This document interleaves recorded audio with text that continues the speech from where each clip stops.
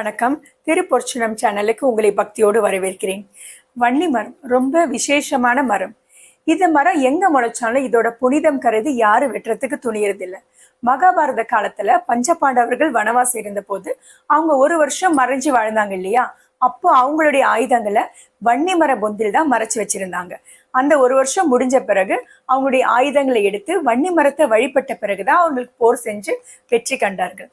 அதனால விஜயதசமி அன்னைக்கு வன்னி மரத்தை பூ பழம் கொண்டு வழிபாடு செய்யறது ரொம்ப சிறப்பு தான். அன்னைக்கு போக முடியாட்டா கூட மாசந்தோறும் வர வளர்பிறை தசமி அன்னைக்கு வன்னி மரத்தை பூ பழம் கொண்டு பூஜை பண்றதும் சிறப்பு தான். வன்னி மரம் நிறைய புகழ்பெற்ற சிவாலயங்கள ஸ்தல விருட்சமா இருக்கு. திருப்பட்டீஸ்வரம், திருப்பாம்பூரம், திருவன்னியூர், திருவானிமையூர் மருந்தீஸ்வரர், பாரிமுனை ஏகாம்பேஸ்வரர் கோயில் உள்பட நிறைய கோயில்கள வன்னி மரம் இருக்குது.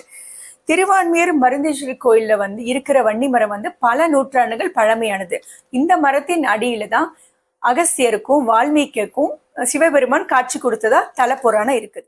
சனி திசை பாதிப்பிலிருந்து குறையறதுக்கும் வன்னி மரத்தை வழிபடலாம். பய உணர்வு இருக்கிறவங்க, அதாவது எதை பார்த்தாலும் பயம் அப்படின்றவங்களும் வன்னி மரத்தோடைய இலைய, அதாவது மரத்திலிருந்து உதிர்ந்த இலைய எடுத்துட்டு தலையணை கடியில வச்சு படுத்து தூங்கலாம்.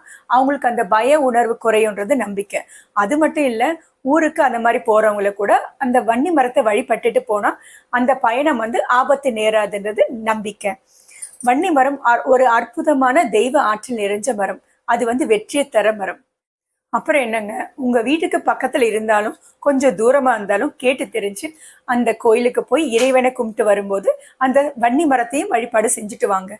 நமக்கு நல்லது நடக்கணும்னா நாம தானே தேடி போய் கும்பிடணும். மீண்டும் அடுத்த பதிவுல சந்திக்கலாம். நன்றி, வணக்கம்.